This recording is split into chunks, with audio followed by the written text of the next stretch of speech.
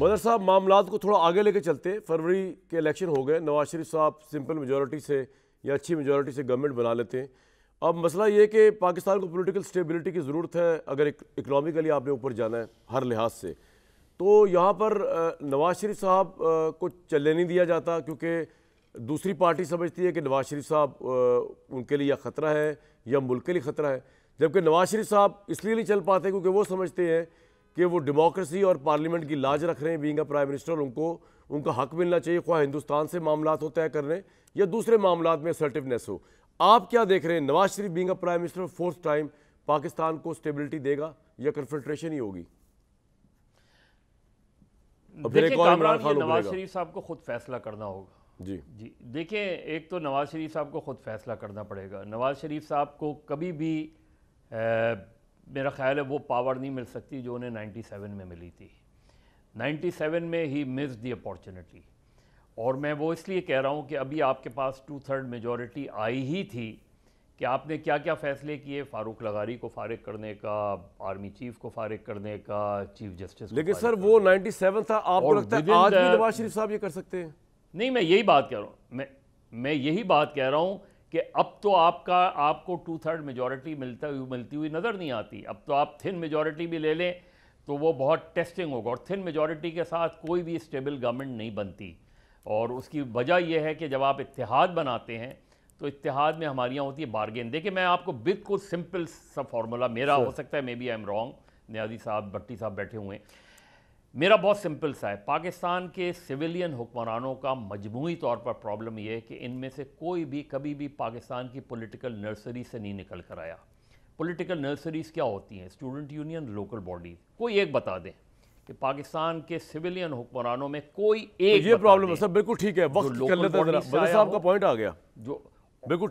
और सजा के लिहाज से सुने कामरान, और सजा के लिहाज से पाकिस्तान में सिर्फ सिविलियन हुक्मरानों को सजाएं मिलती हैं। बिल्कुल ठीक है जी, और किसी को नहीं मिलती। ऑब्वियसली जो वीक होगा, ये जो पाकिस्तान का जब तक ये चीज जब तक आपकी डायरेक्शन बहुत सिंपल सा है, चाहे थिन मेजॉरिटी आए, पाकिस्तान में पॉलिटिकल पार्टीज को इलेक्शन में हिस्सा लेने की इजाजत होनी चाहिए। जो भी इलेक्शन जीत कर आए फ्री एंड फेयर, आ गया बदर साहब, बिल्कुल आ गया। 5 साल हुकूमत करने देनी चाहिए जब पॉलिटिकल तहरीक इंसाफ का अगर निशान हुआ तो क्या लोग रिएक्शन में निकल के मुआवजा कर सकते हैं तहरीक इंसाफ के हक में, या फिर भी कुछ नहीं हो सकता? नंबर 1। और number 2, Nawaz Sharif as prime minister, how stable the politics will be? देखिए, नवाज शरीफ साहब बड़ी इंटरेस्टिंग सूरत हाल है पॉलिटिकली। पहली बात तो यह है कि सॉरी जी नहीं साहब कामरान सर जी कामरान नहीं साहब, आप ही बोलेंगे, आपसे सवाल मुझसे पूछा है ना? जी नहीं साहब। अच्छा देखिए कामरान, बड़ी एक दिलचस्प सूरत हाल से दो चार है जी, गलत सही बरतरफ कि क्या चीज़ है, उसके मेरिट पे जाएं, क्या है, हर एक के पास अपने दलाल, अपने जो है ना सब कुछ आर्गूमेंट्स हैं। इस वक्त जो सियासत है, इसके अंदर आपके पास नवाज शरीफ के अलावा चॉइस क्या है? हकीकत यह है कि मैं अब ज़्यादा जिसको कहना चाहिए कि बजाय मलफूफ अंदाज से बात करने के ज़्यादा ज़ाहिर तरीके से बात करें कि एस्टेब्लिशमेंट के पास चॉइस क्या है। देखें, या इमरान खान है जो कि मजबूत सियासत कर रहा है। अगर इमरान खान साहब, जिसका फिर आपको बता दूं कि आप बल्ले के निशान को रोकते हैं, मैं हकीकत बता दूं, इमरान खान साहब 2024 के इलेक्शन में, अल्लाह करे कि हो जाए इलेक्शन, इमरान खान साहब मौजूद नहीं हैं। चाहे इसके लिए मुल्क को कोई नुकसान उठाना पड़े, खमियाजा उठाना पड़े, चाहे ये बात सही हो गलत हो, ये मैं पाकिस्तान में बेशुमार जगहों पे मुख्तलिफ अंदाज में पिछले 4-5 इलेक्शन में पिछले 70 साल के अंदर मुख्तलिफ तरीकों से देख चुका हूँ।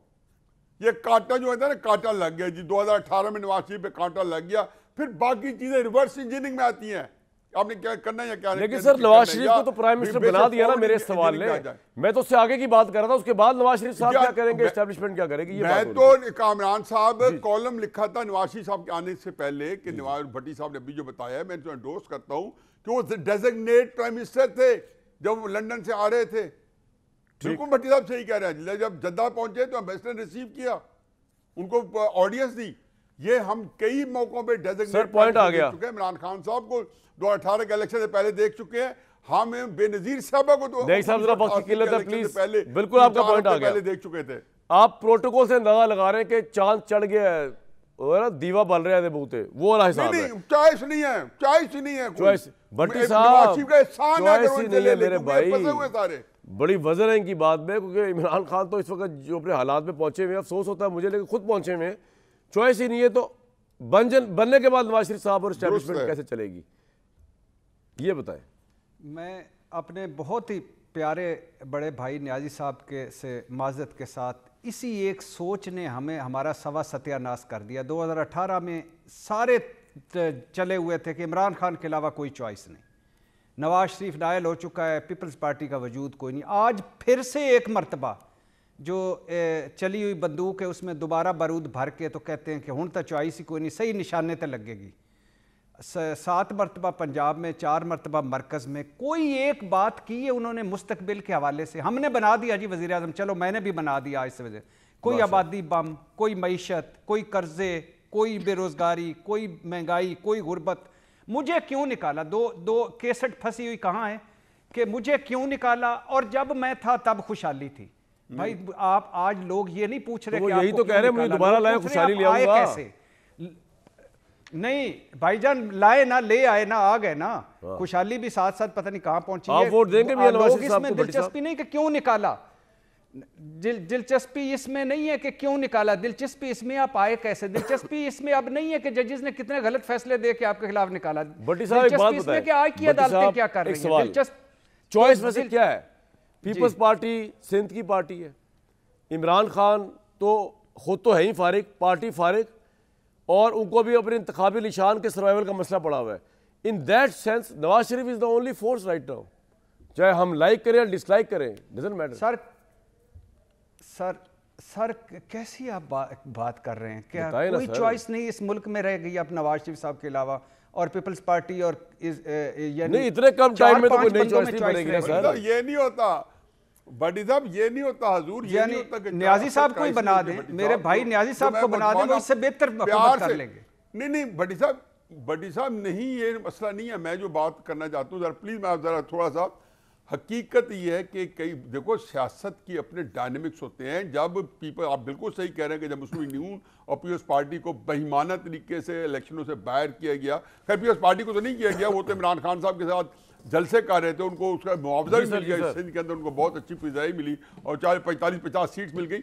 लेकिन जब किया जा रहा था तो चॉइस इमरान खान के अलावा नहीं थी,